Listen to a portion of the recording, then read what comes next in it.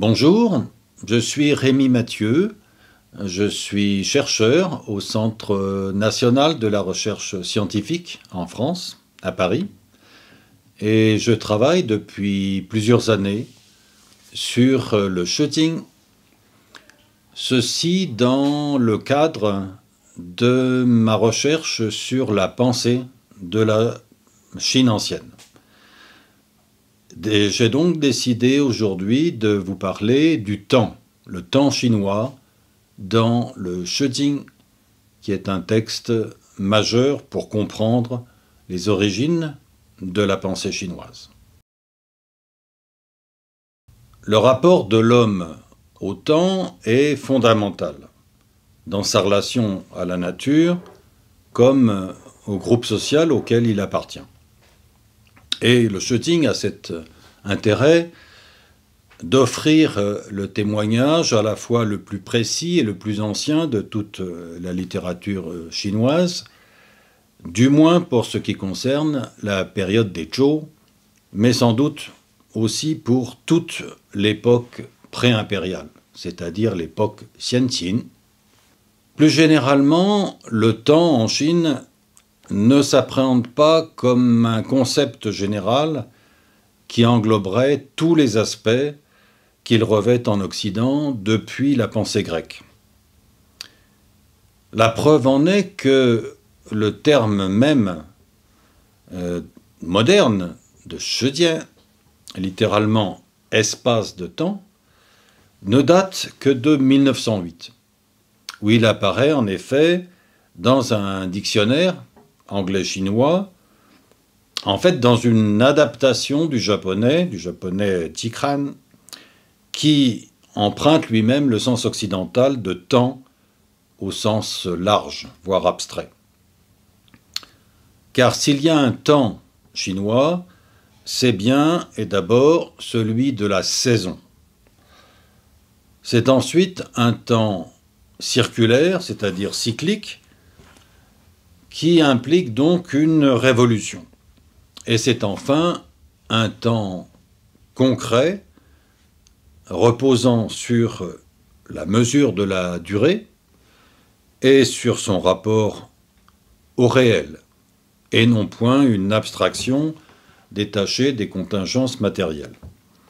Ce caractère concret du temps saisonnier, il s'illustre dans la correspondance qui le lie à l'espace et à quelques autres paramètres, généralement regroupés par 5. Ceux-ci ont un rapport direct avec la vision chinoise du monde qui tend à présenter une image cohérente où les éléments constituants se correspondent à quelques registres qu'ils appartiennent.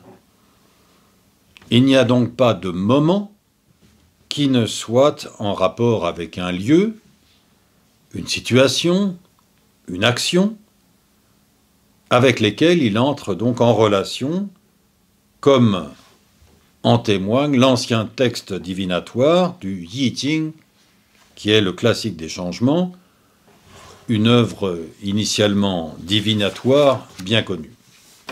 Ces conceptions de la temporalité sont basées sur la pensée chinoise ancienne qui affirme la primauté du devenir sur l'être, de la métamorphose sur la fixité des choses, du mouvement sur l'immobilité, car toute chose est, par nature, en devenir, donc inscrite dans une temporalité passagère, furtive, et toujours considérée donc dans le cours d'un processus. La notion de cycle est de la sorte constitutive du mouvement spontané de la nature incréée, mais perpétuellement transformée. Chaque chose contient donc en elle une énergie secondaire qui s'oppose à son énergie dominante, semblable en cela à ce que les Chinois appellent le yin, qui réside dans le yang et inversement, à la recherche perpétuelle d'un équilibre interne susceptibles de se briser, justement selon le temps, la durée, l'instant. Enfin, la langue chinoise écrite ne connaît pas les conjugaisons, qui modifient l'aspect et le temps du verbe comme les langues indo-européennes. Ceci oblige donc à insérer, dans une situation concrète, une précision explicitant que ce que le verbe n'indique pas lui-même par sa conjugaison. Le temps de l'action n'est donc pas donné a priori. Il doit être précisé par un mot, une particule, un adverbe, qui situe l'acte dans un moment du temps social ou individuel. L'action décrite est toujours supposée en cours, passé, présent ou futur, et le sujet du verbe lui-même, lorsqu'il est mentionné, être en évolution dans ce cadre. Alors le Shijing, en tant qu'œuvre littéraire chinoise la plus ancienne, permet d'illustrer certaines de ces conceptions qui forment un tout avant que les premiers penseurs de l'époque des printemps et des automnes, c'est-à-dire entre le 6e et 5e siècle avant notre ère, ne viennent se pencher sur ces questions plus intellectuellement. Cette œuvre poétique donne à voir le sens premier du mot « shi » qui renvoie à la saison de l'année, laquelle est fonction, bien sûr, de la position exacte du soleil dans le ciel. Mais il faudra attendre la période des royaumes combattants, entre les 5e et 3e siècles avant notre ère, pour connaître des analyses approfondies sur la mesure, la diversité et la nature du temps, dès lors qu'il s'extrait de sa signification originelle, et également pour théoriser son usage basé sur l'opportunité, soulignée par les penseurs essentiellement taoïstes, attachés à la disponibilité humaine vis-à-vis du caractère accidentel du temps. Huixing en chinois.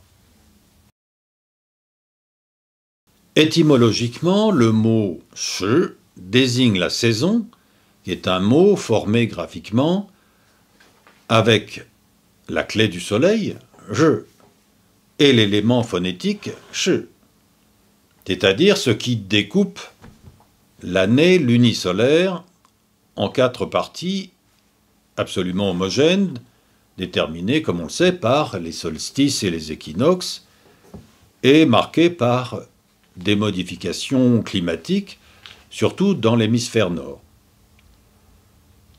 Le premier usage du terme est autant lié à la saisonnalité des cultures qu'à celle des rites religieux. Celle-ci renvoyant d'ailleurs immédiatement à ceux-ci. Car il est manifestement plus important de nourrir les esprits que les hommes. Les esprits ont, sur ce point, beaucoup plus exigeants que les hommes. Il y a un rapport évident entre la pratique religieuse, la science du calendrier et celle conjointe de l'astronomie, comme on le verra. La fonction du calendrier est de déterminer le moment opportun de l'année où effectuer une tâche socialement utile.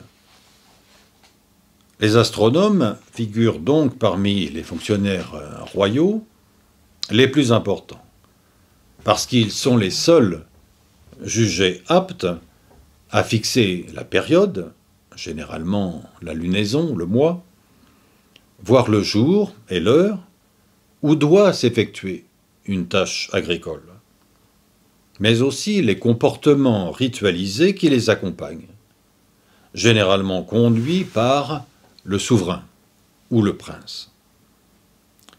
Cette recherche de précision a d'ailleurs amené à une réforme du calendrier sous les Han, en l'an 104 avant notre ère. Pour que le calendrier lunaire corresponde mieux au calendrier solaire, à une époque d'ailleurs comparable à celle de la réforme du calendrier julien en Europe, et pour de semblables raisons. On trouve dans les anciens textes des traces claires et nettes de ces prescriptions solennelles. Les plus anciennes marques figurent sur les inscriptions oraculaires qui prescrivent d'effectuer tel ou tel acte qui convient à l'époque de l'année. C'est ainsi que le sens immédiatement dérivé de saison est celui de conforme à la saison, c'est-à-dire d'opportun, de propice, voire de faste, c'est-à-dire ce qui convient religieusement parlant. On y peut ajouter un autre paramètre qui est celui du temps opportun selon les esprits, ou toute autre dimension spirituelle, qu'il soit d'ailleurs ou non en relation avec le calendrier astronomique. Il est là le résultat de la consultation des sorts par des procédés divinatoires bien connus, qui sont les tiges d'Aquilée et la carapace de tortue. Shibu. Dans le Shijing, au poème appelé Meng, on prescrit de consulter les deux. Erpu, Ershi.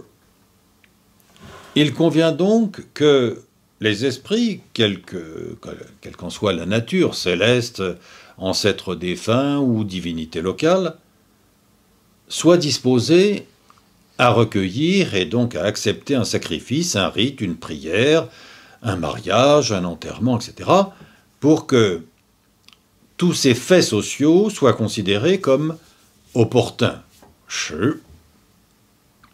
Il y a alors concordance entre l'intention de l'auteur du sacrifice et celle des esprits disponibles pour le recevoir.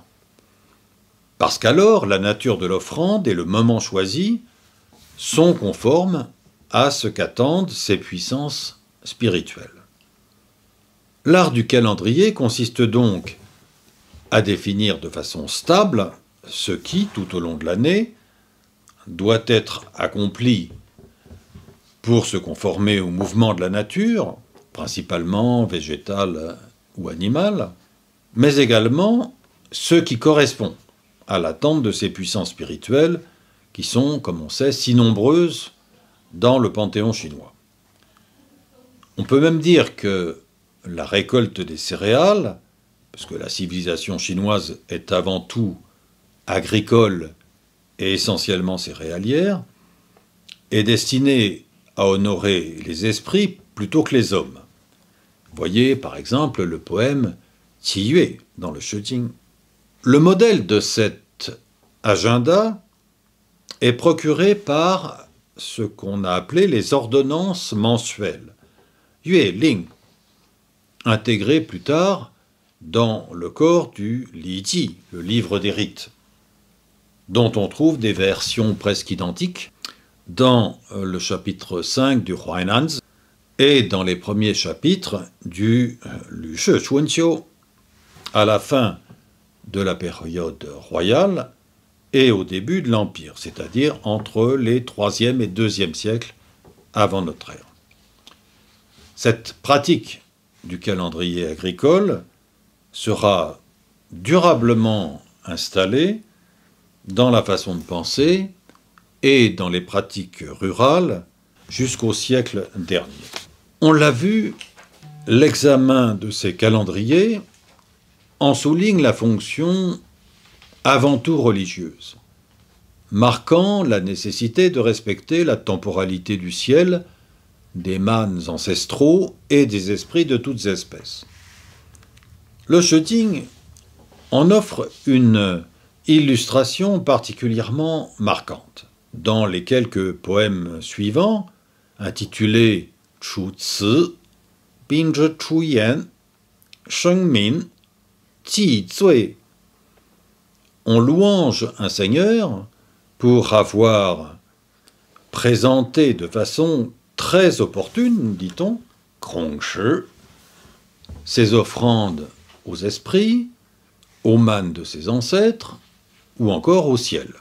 Le roi Wu, ou Wang, le fondateur des Zhou, choisit sa capitale en fonction de circonstances du temps naturel et humain, voyez le poème Mian, et pareillement, il est fait mention du mandat envoyé au roi par le ciel, qui est échu à temps ou à contre-temps, comme on le voit dans les deux poèmes Wen Wang et Tang. Les entités divines, étant elles-mêmes soumises à cette conformité au temps cosmique, qui est aussi un temps divin, puisque le ciel, comme on le sait, est divinisé par la religion des Zhou.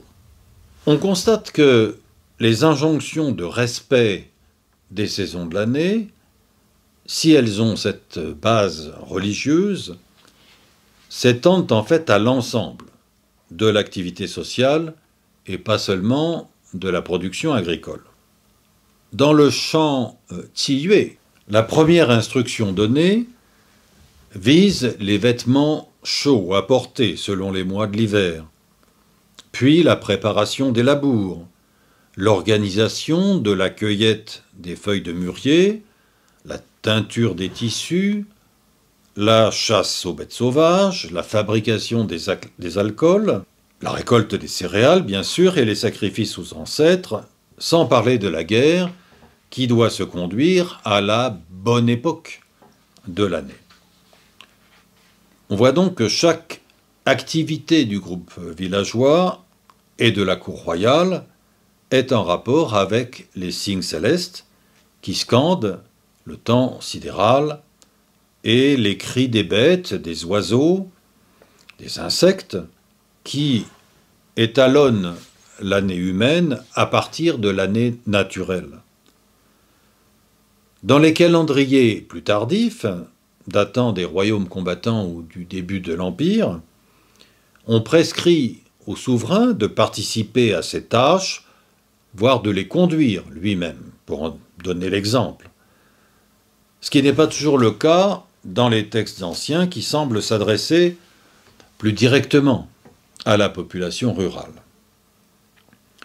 Toutefois, des grands textes comme le Guoyu, dans ses premiers chapitres du Zhouyu, fait aussi référence à cette obligation du souverain de participer, au moins symboliquement, mais là est l'essentiel sans doute, aux travaux de la terre lorsque le temps en est venu. Dans ces calendriers, on insiste sur la correspondance entre les nombres, les saveurs, les odeurs, les notes musicales, etc., qui s'ajoutent aux prescriptions sacrificielles, lesquelles accompagnent les mouvements de toutes sortes d'animaux à chaque mois de l'année, comme je viens de le rappeler. Le souverain accomplit avec cérémonie son déplacement dans le temple sacré du Mingtang, qui lui offre une nouvelle position à chaque nouvelle lunaison, chaque position correspondant à un temps de l'année et à une région du monde. L'agenda achève chaque prescription mensuelle en soulignant sa spécificité et en menaçant. La non-observation de ces règles saisonnières entraînerait une forme de cataclysme dans le pays, se traduisant par un dérèglement du climat, des guerres, des famines, etc., dus à la croissance aléatoire des végétaux ou des animaux.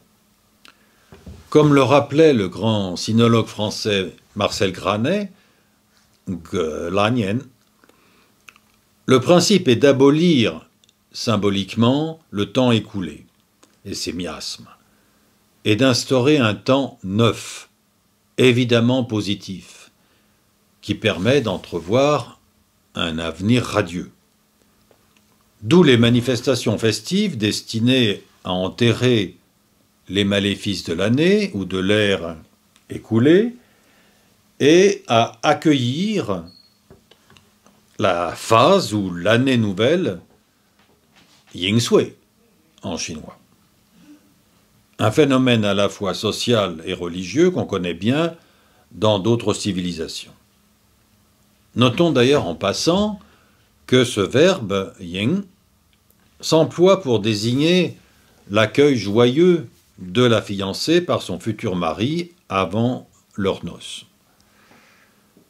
Le Shijing en témoigne aussi. Bien souvent, les chroniques historiques relatent ces périodes où la pluie, le vent, la neige, etc. se manifestent à contretemps, traduisant ainsi l'inconduite des hommes, et surtout celle des princes. Dans le Shijing, le seigneur suprême, Shangdi, qui est le maître du temps, et qui déclenche à temps ou à contre-temps, c'est lui qui les déclenche, ces événements humains.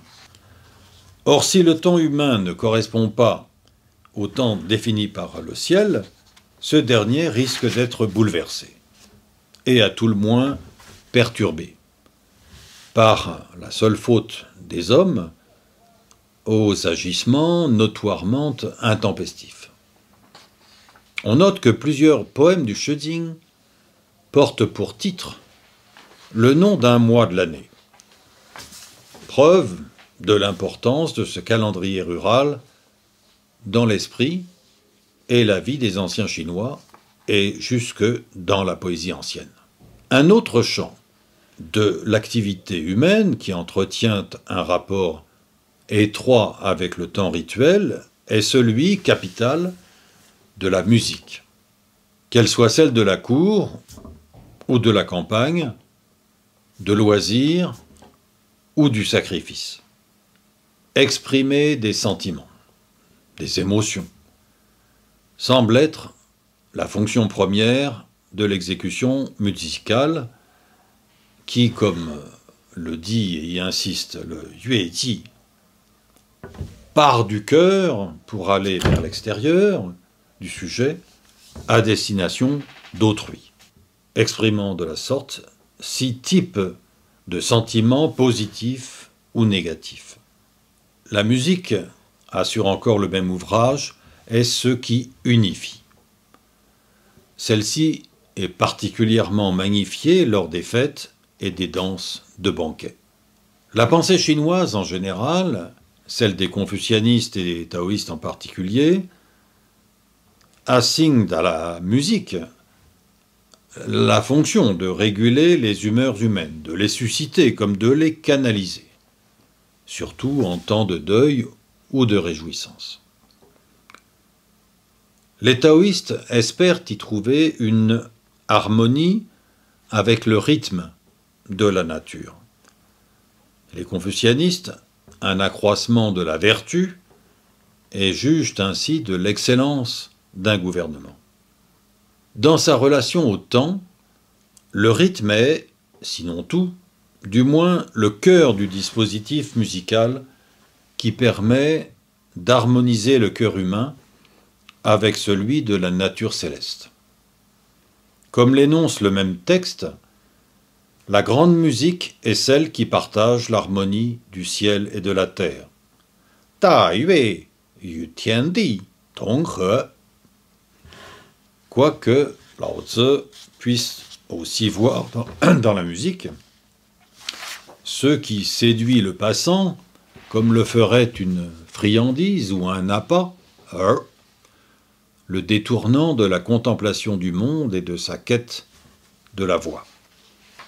Parmi les 6 instruments de musique que les textes reconnaissent, les cloches et les tambours occupent une place de choix en raison de leur fonction première qui est de définir le rythme, c'est-à-dire la scansion de la mélodie, de la danse et des paroles qui pouvaient les accompagner dans un spectacle magnifique donné à la cour du roi ou des princes.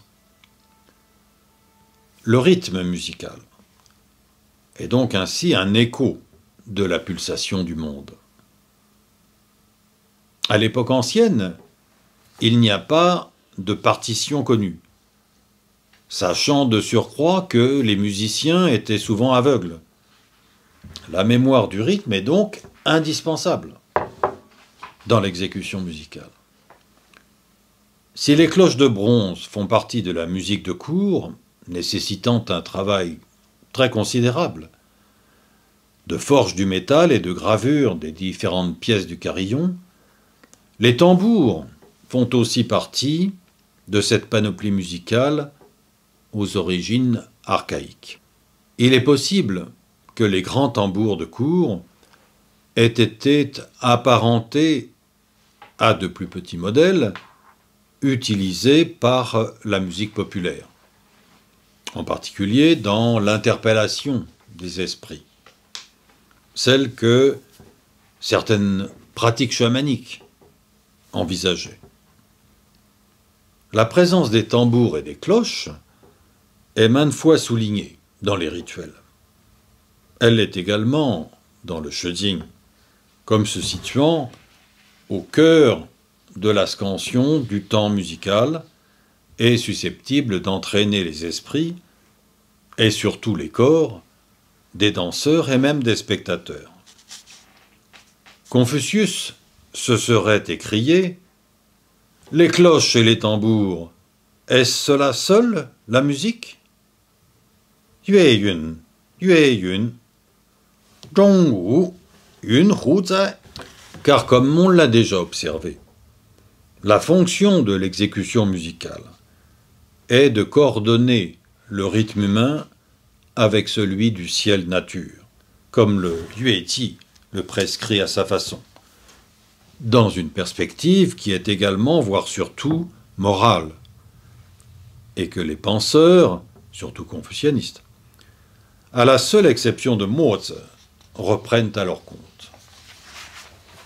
Il s'agit donc de préserver tant l'harmonie interne des hommes que leur harmonie avec le temps des choses partout sous le ciel. La musique ne réjouit pas seulement, elle éduque qui l'écoute. Deuxièmement, le temps, l'astronomie et l'histoire en Chine. Le temps opportun est entré dans la pensée chinoise par l'entremise de la divination. Le Yi Jing, qui à l'origine du moins vise à tirer les sorts à partir des techniques divinatoires basées sur le compute de l'Aquilée, qui symbolise les énergies et les mouvements du yin et du yang, comprend un avertissement en forme d'injonction qui prescrit d'attendre toujours le bon moment pour agir ou pour se mouvoir. Tai Shi Erdong. Voyez le chapitre Xi Ci, qu'on pourrait appliquer par exemple à la stratégie militaire. La divination s'inscrit dans la perspective d'un temps discontinu, qui veut que tous les moments ne se valent pas. Certains sont intenses et fastes, d'autres funestes et sans valeur, sans intérêt social ou individuel. C'est ce qui en fait la différence avec le temps calendérique basé sur les mouvements astraux, en principe réguliers et cycliques. La divination est réellement au fondement de la civilisation chinoise. Ses plus anciennes traces graphiques sont celles qui ont trait à la consultation des sorts, on l'a dit, soit par les tiges d'Aquilée, soit par l'analyse des craquelures, des carapaces de tortues, poinçonnées au feu. Il est probable que la culture écrite naît avec cette quête incessante du bon moment, en vue d'agir pour l'agriculture, pour la guerre, pour les offrandes sacrificielles, etc. La construction initiale du temps est d'abord celle qui le définit comme faste ou comme néfaste. Qi, Xiong, on en trouve maints exemples dans le shijing,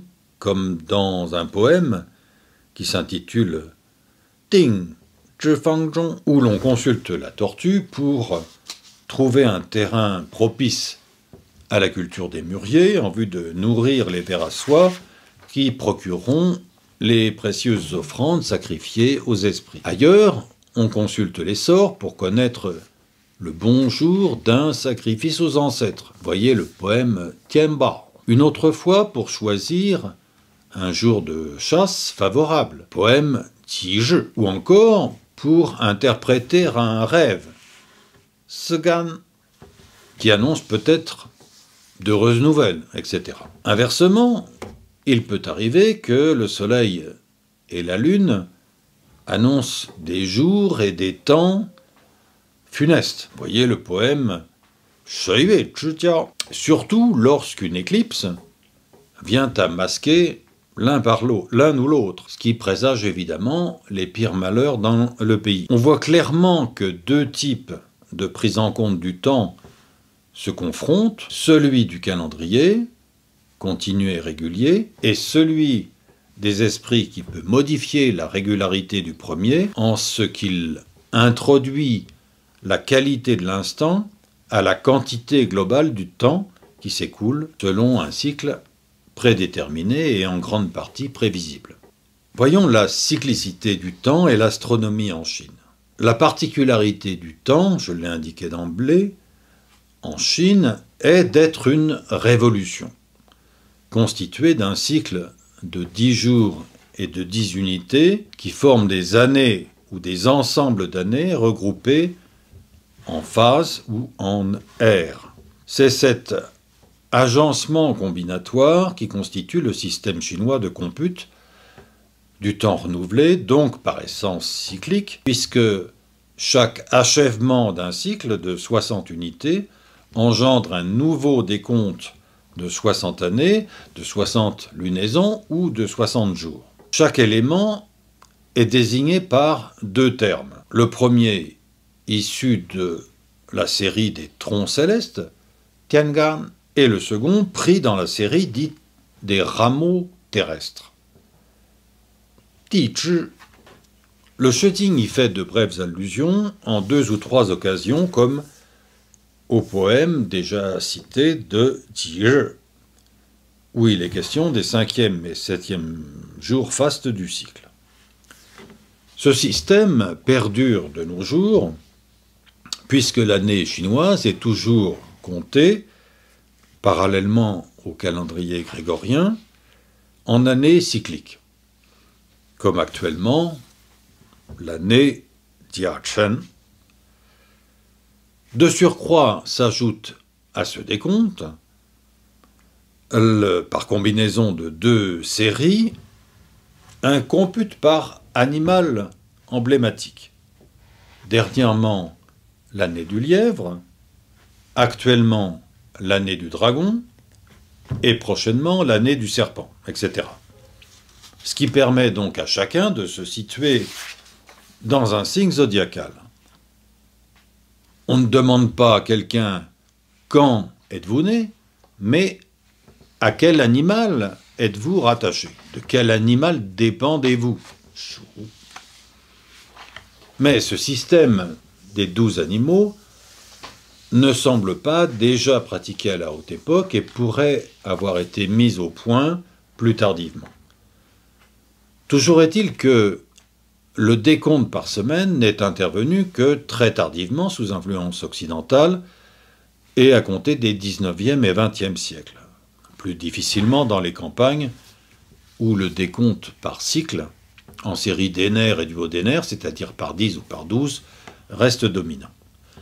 L'astronomie, elle, naît très tôt en Chine pour des raisons, je l'ai indiqué, à la fois agricoles et religieuses. L'observation des constellations, celle des mouvements apparents de la Lune et du Soleil, occupe très tôt les esprits et les pratiques politiques et religieuses. L'astronomie chinoise, plus comme calcul du temps cosmique que pour sa valeur censément prédictive, apparaît fort tôt dans les écrits divinatoires, puis dans plusieurs poèmes du Shijing, où elle est souvent évoquée comme un repère de la période d'une année. Suleiman, un grand savant et poète comme Zhang He, qui était à la fois mathématicien et astronome, et par ailleurs un immense auteur de rhapsodies, fou, est en capacité d'étudier les éclipses de lune, de construire un sismographe dès l'an 132, de concevoir une cartographie quantitative, de dresser un inventaire des nombreuses étoiles de la galaxie, etc. Le temps astronomique n'est alors plus seulement une question philosophique ou politique. Il devient vraiment un objet d'étude mathématique visant à prévoir l'avenir cosmique et parfois le futur social. L'astronomie fait passer la pensée du passé au futur. C'est un aspect du temps qui manquait en raison des grandes incertitudes générées par les pratiques divinatoires qui ne sont toutefois jamais abandonnées. L'astronomie est la science qui relie le temps à l'espace, expliquant l'un par l'autre. L'histoire ou le temps en mouvement. Cette notion cyclique du temps écoulé s'insère bien dans la conception chinoise de l'histoire. L'écriture de l'histoire est la science majeure de la culture lettrée de la Chine. Elle est la science du passé, mais aussi celle de l'avenir, puisque son écriture est censée servir de modèle au souverain pour déterminer son action. C'est ce que proclame d'ailleurs le fondateur des histoires dynastiques, Zheng Shi, Sima Qian, au 1er siècle avant notre ère. L'écriture de l'histoire commence très tôt, avec les récits mythologiques relatifs à la fondation du monde qui se confondent avec celle de la société. On a parlé à ce sujet d'une historicisation des mythes en Chine. On en trouve la marque dans le Shujing et même dans le Shejing, qui rapporte comment les lignées des Shang, puis celles des Zhou, furent fondées grâce à des héros dont la descendance se perpétue jusqu'à nous. Voyez les deux poèmes essentiels que sont Shengmin et Xuanyao. Cette haute conscience de l'histoire se caractérise par une écriture des événements par les scribes, appelés historiographes, qui ont justement en charge la fonction de devin et d'historien, se tournant donc alternativement vers le futur et vers le passé. Ces deux temps servant de référent normatif au présent pour le souverain. L'écriture de l'histoire a été assez tôt une obligation pour les princes et leurs cours. La notation prend souvent un caractère religieux en ce qu'elle contient les registres des offrandes sacrificielles et de leur bonne ou moins bonne réception par les ancêtres. Par les ancêtres, le ciel ou les nombreux esprits qu'on se devait d'honorer. Chaque principauté semble avoir disposé, au moins pour la période dite des printemps et automnes, d'un historien de gauche et d'un historien de droite, l'un notant censément les paroles et l'autre les actes. Mais l'histoire de ces périodes est à la fois liée au sacré, par la narration des moments sacrificiels, et à la morale. Les historiens sont en effet porteurs de l'idéologie dominante de l'époque, qui est d'ores et déjà le confucianisme. Il s'agit de dire, plutôt d'écrire, ce qui est moral et ce qui ne l'est pas. La fonction critique y est souvent dominante. On censure un fait qui serait non conforme à l'éthique. Ou au contraire, on le transcrit puisqu'il heurte les valeurs établies et critique l'auteur de la faute.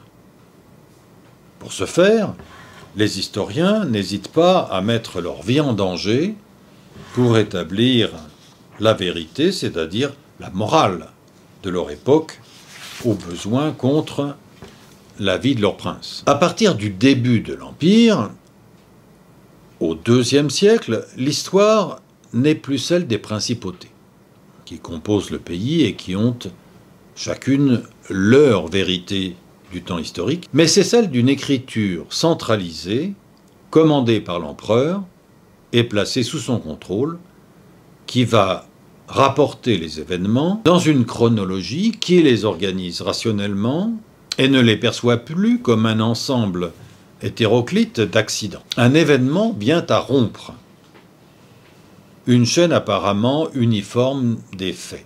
Il nécessite une interprétation en rapport avec son statut particulier, interprétation qui va lui conférer un sens et parfois des causes. L'histoire est alors vue comme un temps qui a un sens et une morale.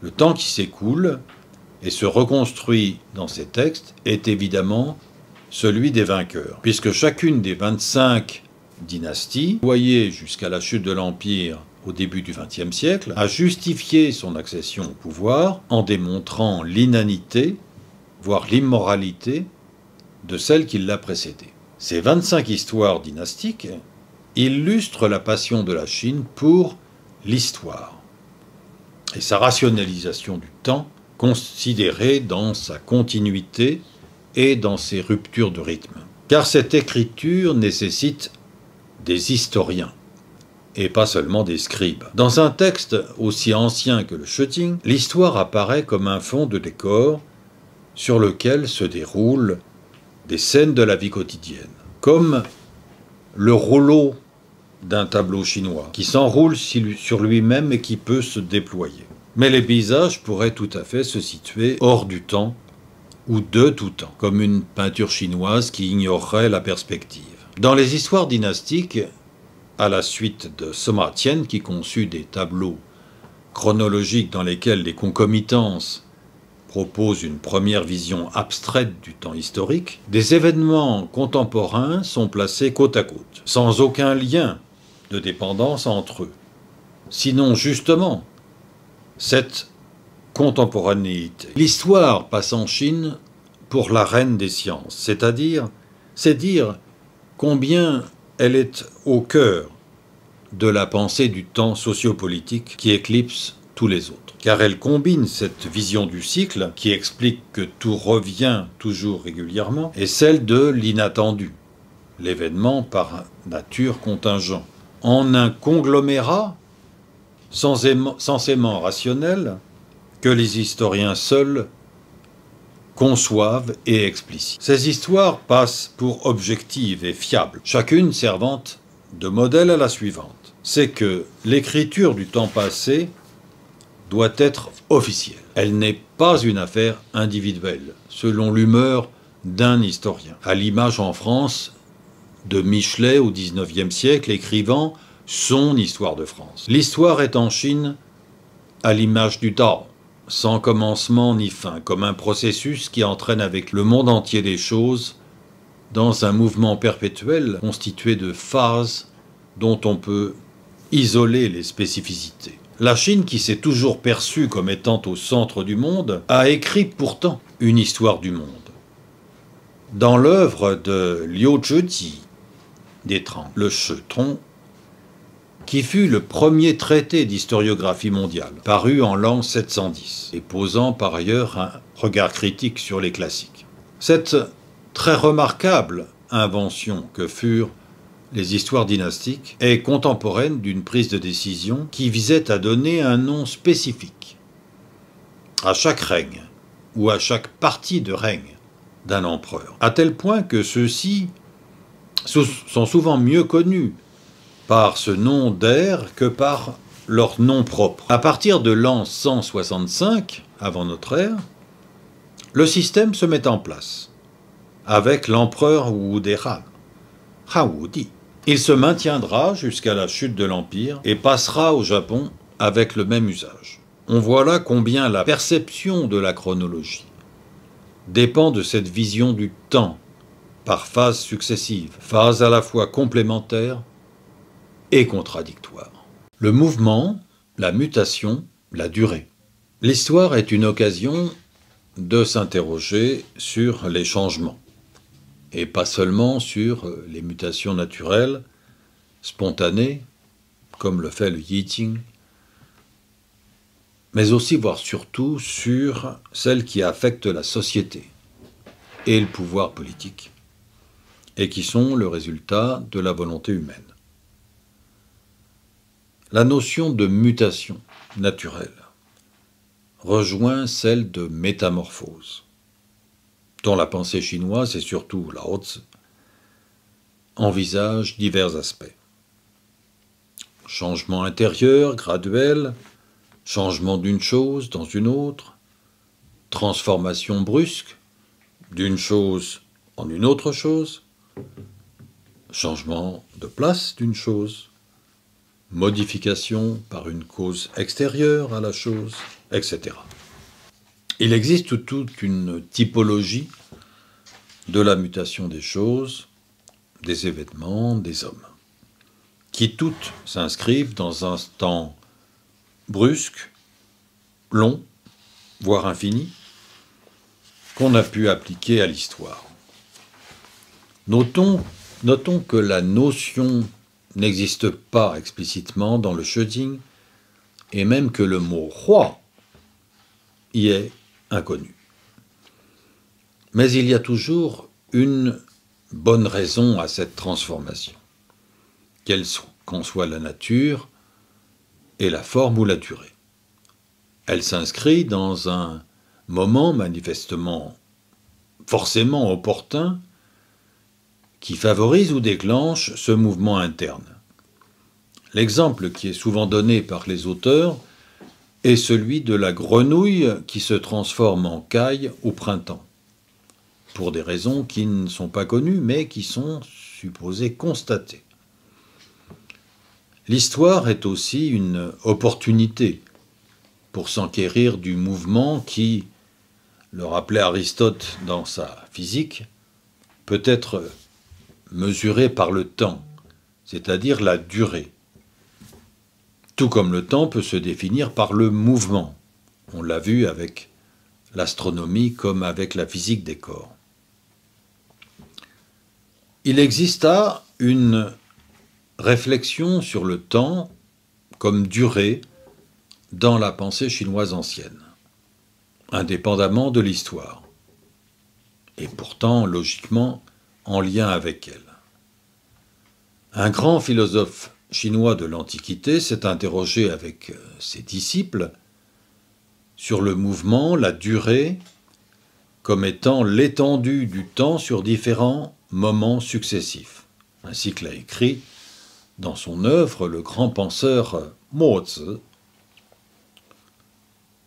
Le temps, ajoutait-il à titre d'illustration, c'est ce qui comprend le passé et le présent, s'étend du matin au soir, mais sans évoquer le futur.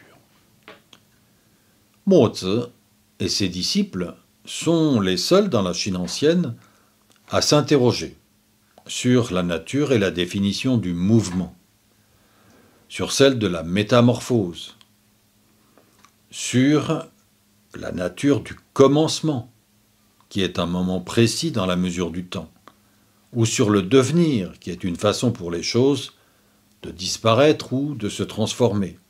On vient de le voir. La réflexion de Mo Tzu portera encore, nous y viendrons, sur l'espace, que les anciens Chinois se plaisaient à lier volontiers à la temporalité. Le temps, écrivait encore Zhuangzi, l'un des fondateurs du taoïsme philosophique, c'est ce qui s'est écoulé depuis l'Antiquité, c'est-à-dire depuis la nuit des temps, jusqu'à nos jours, et qui n'a ni commencement ni fin. Une vision tout à fait taoïste, qui aime à abolir le début et la fin, à l'image du Tao. Pour illustrer la brièveté de la vie humaine par rapport à l'infinité du temps cosmique assimilé au Tao, Zhuangzi la compare à l'instant si bref, fugace, où un poulain blanc saute par-dessus un abîme. Sentiment de la fugacité devant cette durée qui paraît si courte lorsqu'on la compare à celle du Tao, par nature infinie. Les penseurs de l'époque pré-impériale se sont peu intéressés à la réflexion sur le temps et ses mutations, à la seule exception, justement, de ce Mozi, vivant à la même époque que Confucius, s'interrogeant sur l'avant et l'après, sur la relation du temps au mouvement dans l'espace, et même sur la causalité, Gu, dont on peut dire qu'elle a un rapport évident et nécessaire avec le temps. Le temps et l'espace. Si la pensée chinoise a eu tant de mal à isoler le temps en tant qu'élément de réflexion abstrait, sinon en le liant à la durée et à la mutation, c'est sans doute que le temps chinois est indissolublement lié à l'espace. Un des premiers sinologues occidentaux à l'observer fut Marcel Granet qui, au début du XXe siècle, dans sa grande synthèse sur la pensée chinoise, souligna l'aspect concret du temps chinois. Son rapport étroit avec la spatialité et sa difficulté à envisager un temps qui ne serait point concret, c'est-à-dire lié à une réalité vécue. Ceci s'explique par une constante de la pensée chinoise qui vise à mettre en relation, généralement par groupe de 5, les éléments composant la nature. Ainsi parle-t-on des 5 orients, Pan, les 5 couleurs, les sons, les saveurs, les saisons, les temps de l'année, les vents, etc. Rien de plus concret que cette notion du temps qui n'existe que dans cette correspondance avec les aspects multiformes de la réalité. Cette notion d'espace-temps s'exprime en chinois par le binôme Yuzhou, qui renvoie au temps conçu dans un cadre spatial ou à un espace compris comme un élément du temps. Cette expression est inconnue dans les textes anciens comme le Sheti.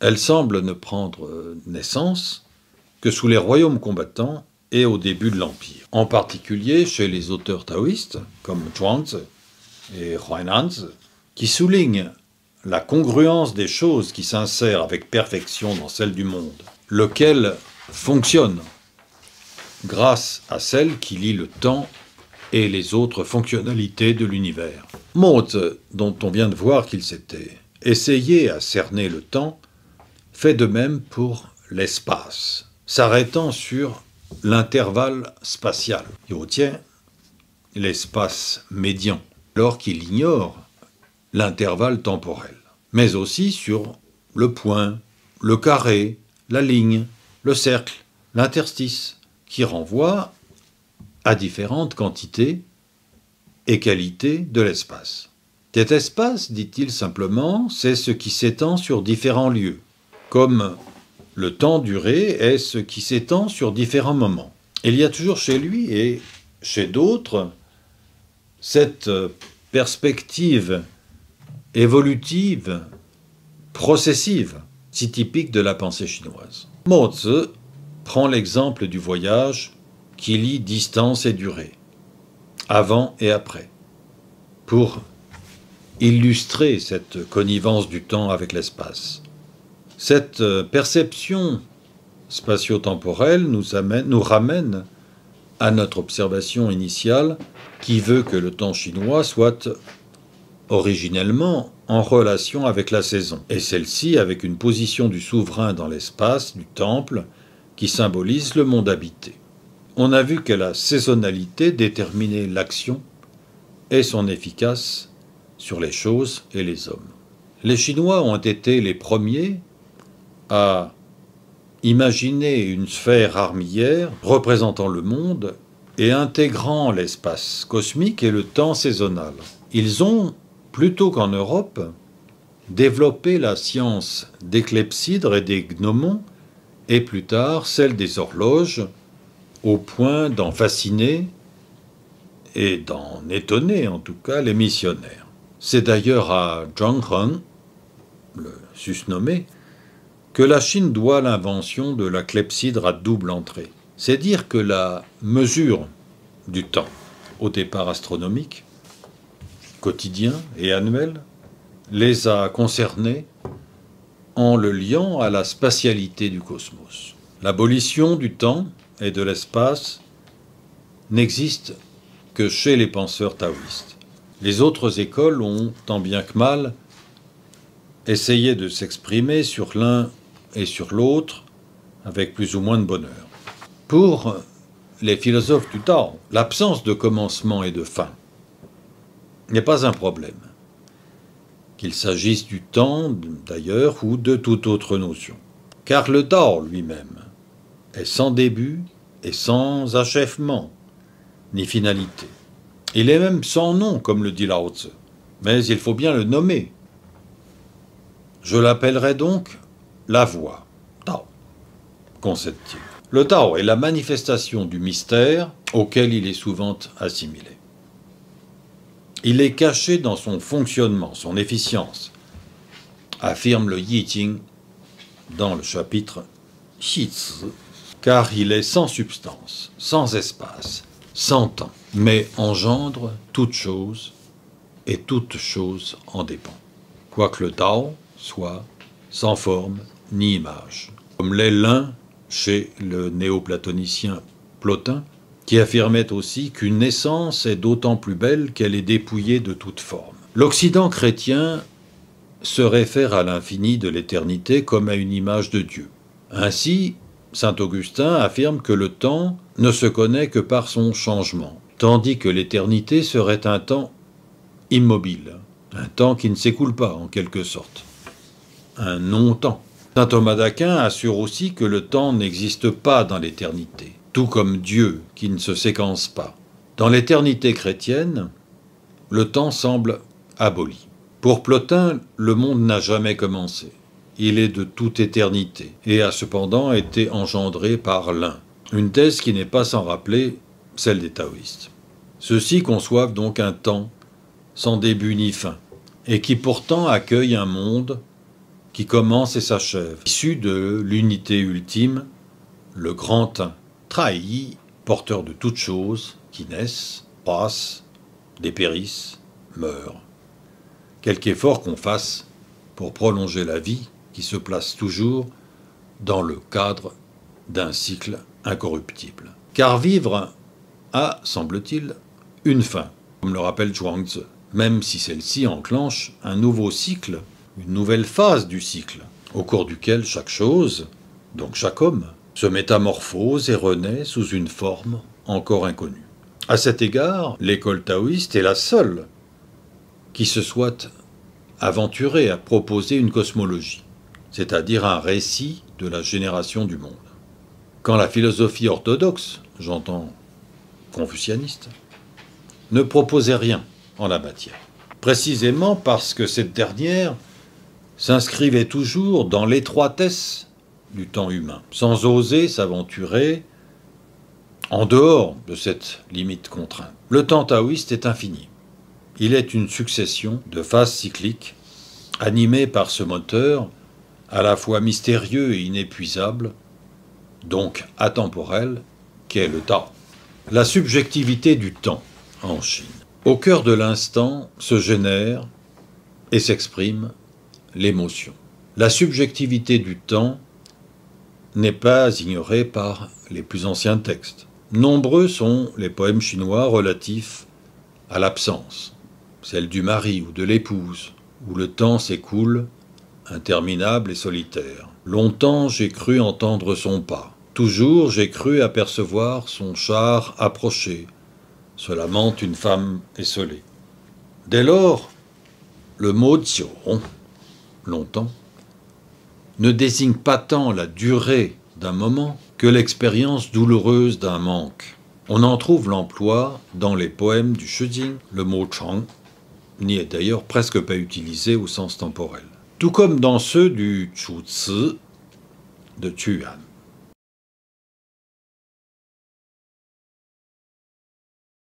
Le temps subi est un temps long par nature. Lui n'est jamais inscrit dans une circularité, mais dans une linéarité qui nous paraît infinie. À cet égard, le temps chinois ne se distingue guère du temps occidental, sinon par l'absence de Dieu. Un proverbe indien rapporté dans le Ramayana affirme qu'il n'y a pas de divinité plus puissante que le temps. Plus puissante, c'est-à-dire plus malfaisante. Voilà qui est proprement inconnu en Chine. À ma connaissance, il n'y a pas vraiment de dieu du temps en Chine, car on ne peut régner sur ce qui n'a pas d'existence, et ce qui semble fuir ou couler dès qu'on veut le saisir. Le temps porte nos sentiments, comme celui que nous éprouvons en constatant la brièveté de la vie, ainsi que l'a observé Zhuangzi, qui a bien sûr pour référence l'infinité du temps cosmique. Ou encore en croyant que nous perdons notre temps, comme le souligne Mozi, dès lors que nous n'avons pas, selon lui, une activité ressentie comme socialement utile. Mozi critiquait la musique comme une perte de temps, empêchant les hommes de travailler au champ et les femmes de tisser et de filer le chanvre, la soie et d'autres fibres, tous ressentant dès lors la vanité du temps supposément perdu dans ce type d'activité de loisir. Car cette impression de perte du temps est généralement ressentie dans un contexte de relations sociales. Le temps qu'on perçoit plein ou gagné, par opposition à celui qu'on croit perdu ou vide, ne l'est-il pas dans notre rapport à autrui? Un dialogue entre Confucius et un disciple illustre bien ce sentiment du temps perdu. Le disciple, Yang Ho, interpelle le maître, lui reprochant de ne pas faire bon usage de sa sagesse pour le bien du pays et des hommes.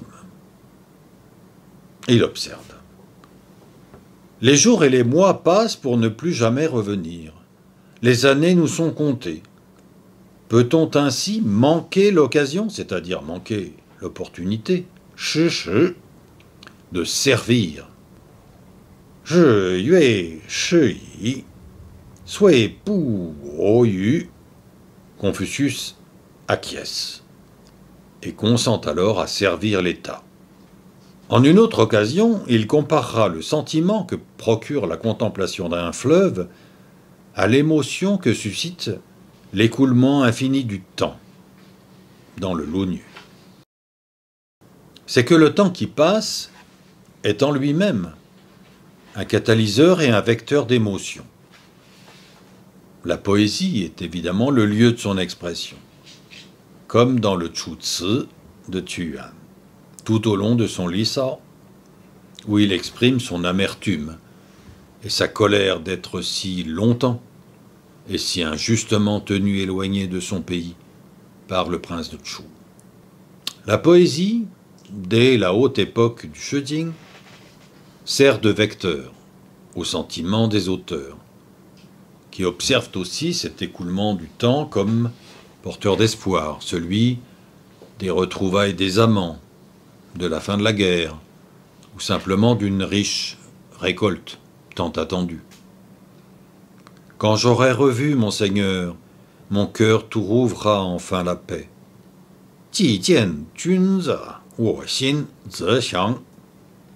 S'impatientent parfois des femmes solitaires dans ces chants versifiés du temps jadis. La conscience de la brièveté de la vie et de la nécessité d'en jouir apparaissent dans d'autres chants du Shijing, où il est question de jouir sans tarder des plaisirs de l'amour et de l'amitié, car le temps nous est réellement compté. Voyez Göschen ou Fuyō, les nuits d'hiver, les jours d'été. Dongzhi Xiazhi semble si long, sans la présence de l'être aimé. Notre vie est si semblable à celle de l'éphémère. Fuyō. On voit que le temps de l'émotion est à la fois inscrit dans l'instant et dans la durée, dans le temps long et dans le temps court. Il n'est pourtant jamais évoqué en tant que tel dans une envolée lyrique, comme on en trouve en poésie occidentale. Quand le disciple de Confucius lui reproche de ne rien faire pour son pays, il invoque la succession dans les cieux des phases du soleil et de la lune, des jours et des mois. Le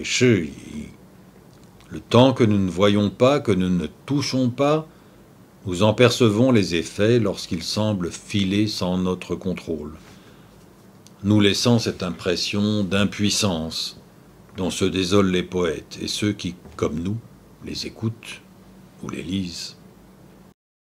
La Chine, dès l'Antiquité, avec le Shijing, la pensée a accordé beaucoup d'importance à l'opportunité de l'instant, plus qu'au temps global, abstrait et désincarné. La sagesse des grands textes, comme le Yi Jing et le Zhuangzi, insiste sur cette philosophie de la vie.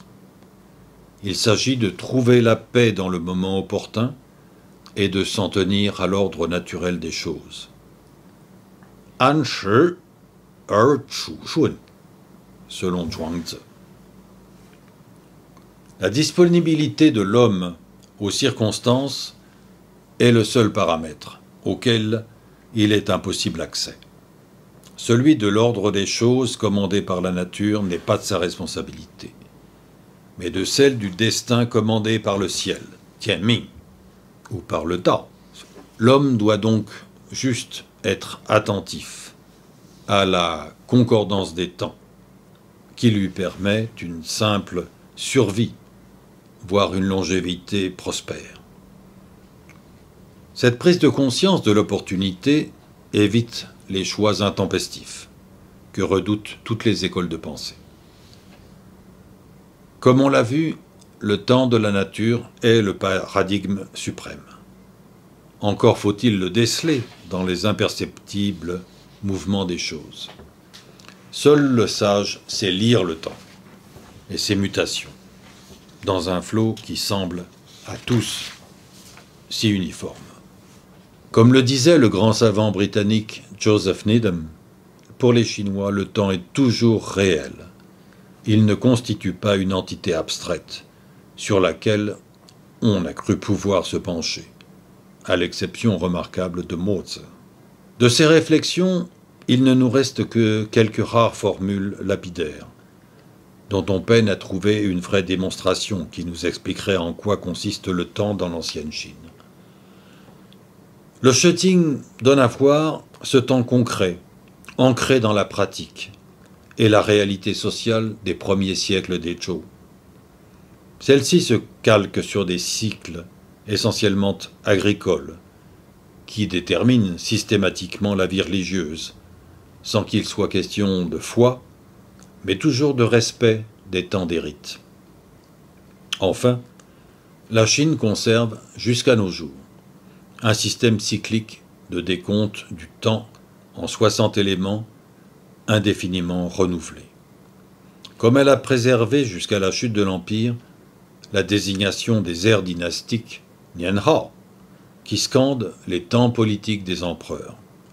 C'est dire la pertinence de ce système, qui a résisté à l'intrusion du compute occidental, basé sur la naissance du Christ comme point de départ des années, compute qui s'est imposé, ou qu'on a imposé, au reste du monde.